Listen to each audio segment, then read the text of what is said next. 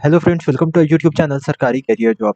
कनारा bank की तरफ से वैकेंसी की नोटिफिकेशन रिलीज की गई है। वैकेंसी बहुत ही अच्छी बड़ी वैकेंसी है, लेकिन क्या वैकेंसी है, एलिजिबिलिटी क्राइटेरिया क्या रहेगी, अप्लाई कैसे करना है, लास्ट डेट क्या है, वैकेंसी कितनी, पूरी डिटेल इस वीडियो में शेयर करने वाला आपके साथ। तो वीडियो में लास्ट तक जरूर बने रहेगा ताकि पूरी इन्फॉर्मेशन आपको मिल सके और वीडियो को स्किप मत करना, क्या स्किप करने में इंपॉर्टेंट इन्फॉर्मेशन आपसे मिस हो जाए। वीडियो को लास्ट तक आप जरूर देखना, लेकिन मेरे चैनल पे पहली बार आए हो तो प्लीज चैनल को सब्सक्राइब करके बेल आइकन जरूर प्रेस कर देना, ताकि जब भी हमको वीडियो अपलोड करें उसकी नोटिफिकेशन आपको सबसे पहले मिले। इसी तरह के गवर्नमेंट जॉब से रिलेटेड वीडियोस पाने के चैनल को सब्सक्राइब जरूर कर देना।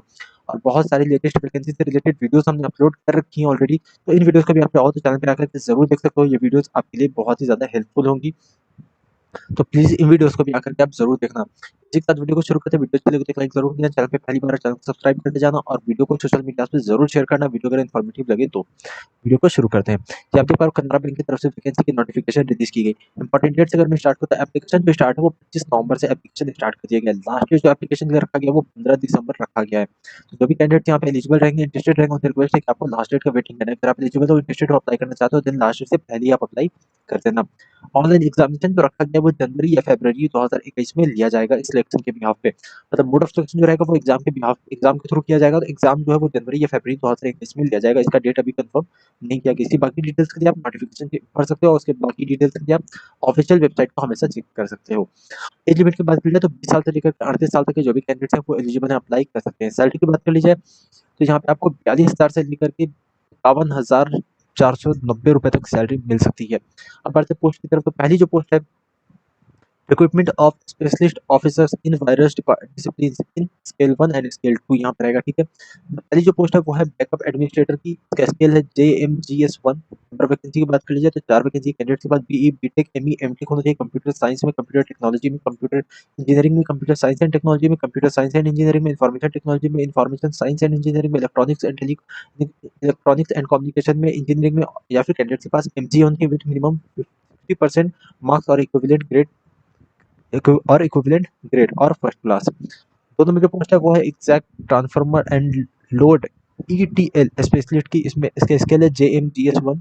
नंबर वैकेंसी की बात कर लिया तो 5 वैकेंसी। एलिजिबिलिटी की बात कर लिया, कैंडिडेट के बाद BE BTech ME MTech होना चाहिए। Computer science, computer technology, computer engineering, computer science and technology, computer science and engineering, information technology, information science and engineering, या फिर कैंडिडेट्स के पास MC होना चाहिए विद मिनिमम 60% मार्क्स और equivalent grade of first class. तीन number जो post है वो है BI स्पेशलिस्ट की। इसमें इसका स्केल है JMGS1। नंबर वैकेंसी की बात कर लीजिए तो 5 वैकेंसी। एलिजिबिलिटी की बात कर लीजिए, कैंडिडेट के पास BE BTech ME MTech होना चाहिए। कंप्यूटर साइंस में, कंप्यूटर टेक्नोलॉजी में, इंजीनियरिंग में, कंप्यूटर इंजीनियरिंग में, कंप्यूटर साइंस एंड टेक्नोलॉजी में, कंप्यूटर साइंस एंड इंजीनियरिंग में, इंफॉर्मेशन टेक्नोलॉजी में, इंफॉर्मेशन साइंस एंड इंजीनियरिंग में, या फिर कैंडिडेट के पास MC होना चाहिए विद मिनिमम 60% मार्क्स और इक्विवेलेंट ग्रेड और फर्स्ट क्लास। सेकंड में जो पोस्ट है वो है एंटीवायरस एडमिनिस्ट्रेटर की। इसका स्केल है JMGS1। नंबर वैकेंसी की बात की जाए तो 5 वैकेंसी। एलिजिबिलिटी की बात की जाए, कैंडिडेट के पास BE BTech ME MTech होना चाहिए। कंप्यूटर साइंस में, कंप्यूटर टेक्नोलॉजी में, कंप्यूटर इंजीनियरिंग में, कंप्यूटर साइंस एंड टेक्नोलॉजी में, कंप्यूटर साइंस एंड इंजीनियरिंग में, इंफॉर्मेशन टेक्नोलॉजी में, इंफॉर्मेशन साइंस एंड इंजीनियरिंग में, इलेक्ट्रॉनिक्स एंड कम्युनिकेशन में, इलेक्ट्रॉनिक्स एंड कम्युनिकेशन इंजीनियरिंग में, या फिर कैंडिडेट के पास MCA होना चाहिए विद मिनिमम 60% मार्क्स और इक्विवेलेंट ग्रेड और फर्स्ट क्लास।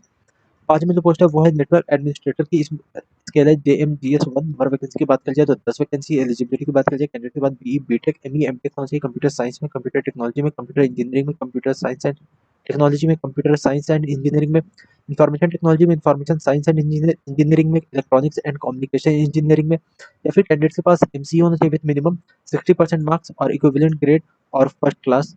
ठीक है, और कैंडिडेट साथ ही साथ कैंडिडेट के पास पॉजिट वैलिड CCNP या फिर CCNA certificate in network switching and routing certification होना चाहिए। कैंडिडेट के पास मिनिमम होना ही चाहिए।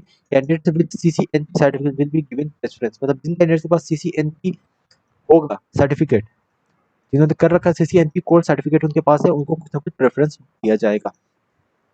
में जो पोस्ट है वो है डाटाबेस एडमिनिस्ट्रेटर की। इसका स्केल है JMGS1 की। नंबर वैकेंसी की बात की जाए तो 12 वैकेंसी। एलिजिबिलिटी की बात की जाए, कैंडिडेट के पास same BE BTech ME MTech होना चाहिए। इनमें से किसी भी इनमें से किसी भी डिसिप्लिन में, ठीक है, इंजीनियरिंग डिसिप्लिन में, या फिर कैंडिडेट के पास MCA होना चाहिए विद मिनिमम 60% मार्क्स या इक्विवेलेंट या फिर फर्स्ट ग्रेड। आप poses a valid OEM certificate, example oracle certificate associate, मतलब OCA और हायर से ज़्यादा कोई हायर सर्टिफिकेट है तभी कैंडिडेट्स एलिजिबल है।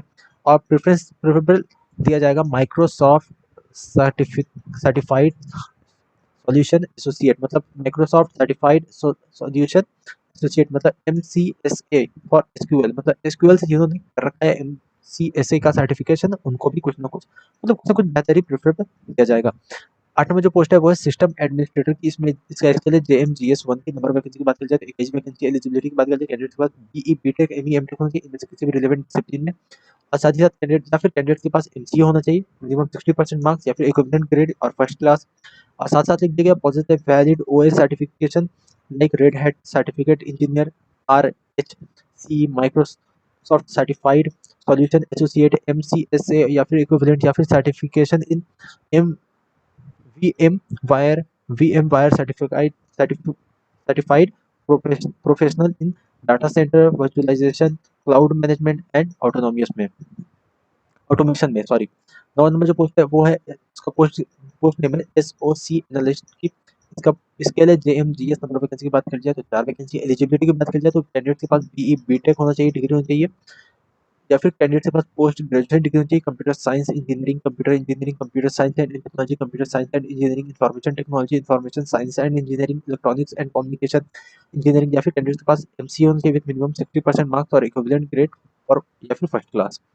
तो जो पोस्ट है वो है मैनेजर लॉ की। इसमें इसके लिए MMGS 2 की नंबर वैकेंसी की बात करते हैं 43 वैकेंसी। एलिजिबिलिटी की बात करते हैं कैंडिडेट के पास ग्रेजुएशन होना चाहिए या डिग्री होनी चाहिए विद डिग्री इन लॉ, या फिर law law graduate who has passive 5 years integrated course from the university recognized by the government of India, और minimum 3 years active experience as a practicing advocate, या फिर candidate के पास experience as a law officer in the legal department या फिर scheduled commercial bank या state government या PSU में। The above mentioned the above experience should be after enrollment as advocate with bar council। ठीक है। 11 number जो post है वो है कॉस्ट अकाउंटेंट की। इसमें स्किल की बात करी जाए तो इसके लिए MMGS 2 की नंबर वैकेंसी की बात करी जाए तो 1 वैकेंसी। एलिजिबिलिटी की बात करें कैंडिडेट के पास should have come out successful in the final examination of the Institute of Cost Accountant of India, और साथ ही साथ 2 साल का कैंडिडेट के पास रिलेवेंट वर्क एक्सपीरियंस होना चाहिए। 12 नंबर जो पोस्ट है वो है चार्टर्ड अकाउंटेंट का। इसके लिए MMGS 2 की नंबर वैकेंसी की बात करी जाए तो 20 वैकेंसी। एलिजिबिलिटी की बात करी जाए कैंडिडेट के पास चार्टर्ड अकाउंटेंट कंप्लीट होनी चाहिए कैंडिडेट, और साथ साथ 2 साल का कैंडिडेट के पास एक्सपीरियंस होना चाहिए।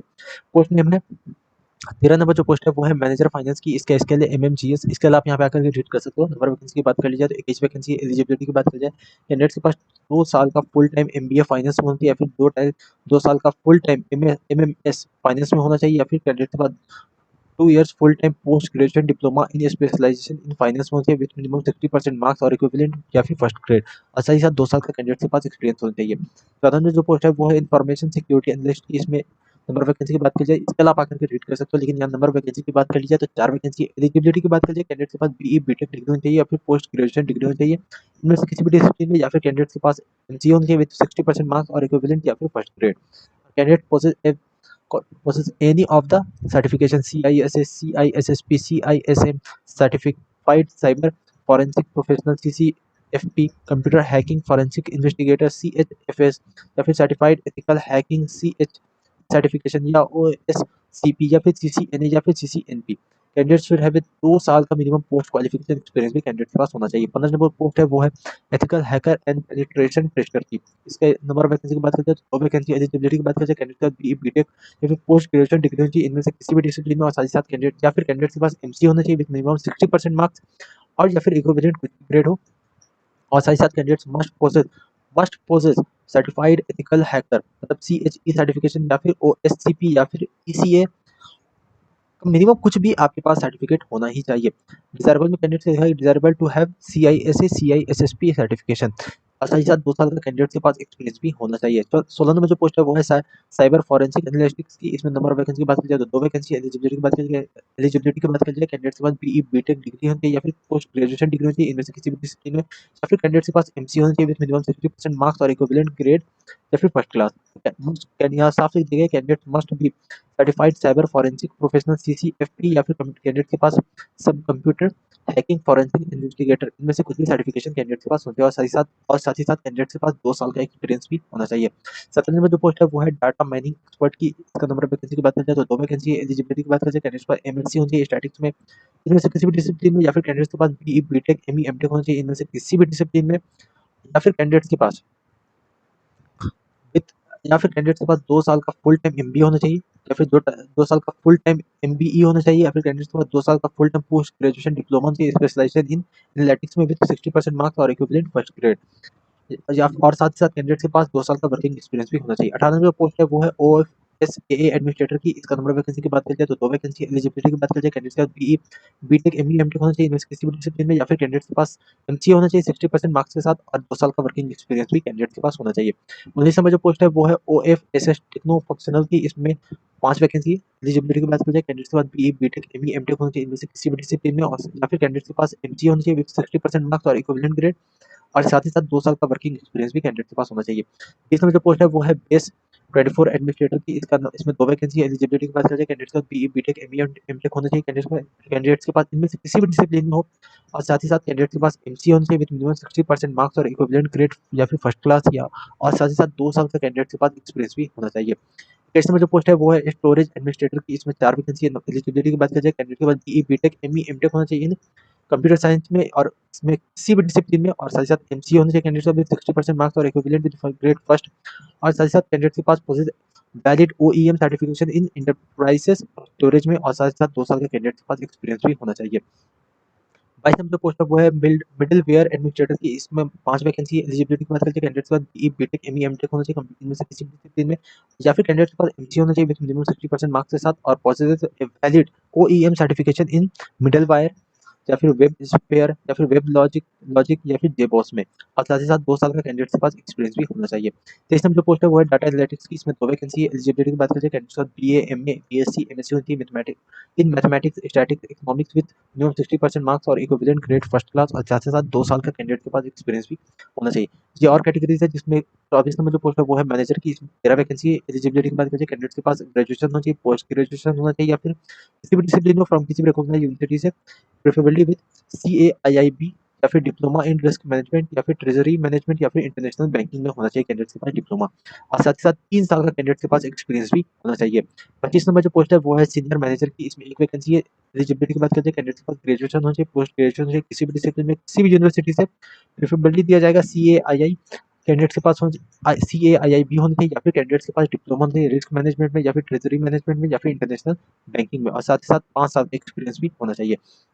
अब बात करते हैं अप्लाई कैसे करना है। जो भी कैंडिडेट्स यहाँ पे एलिजिबल रहेंगे, इंटरेस्टेड रहेंगे, उनसे रिक्वेस्ट है कि आपको अप्लाई ऑनलाइन करना है, कोई और एप्लीकेशन मोड यूज़ नहीं करना है। तो नोटिफिकेशन आप डाउनलोड करो, नोटिफिकेशन डाउनलोड करके रीड करो, उसमें पूरी डिटेल मौजूद है, आपको पूरी डिटेल वहाँ पे भी मिल जाएंगी। बहुत-बहुत शुक्रिया, आपने वीडियो देखा, लेकिन वीडियो देखा तो प्लीज़ एक लाइक ज़रूर कर देना, चैनल को सब्सक्राइब करके जाना। मिलते हैं नेक्स्ट वीडियो में, तब तक के लिए बाय।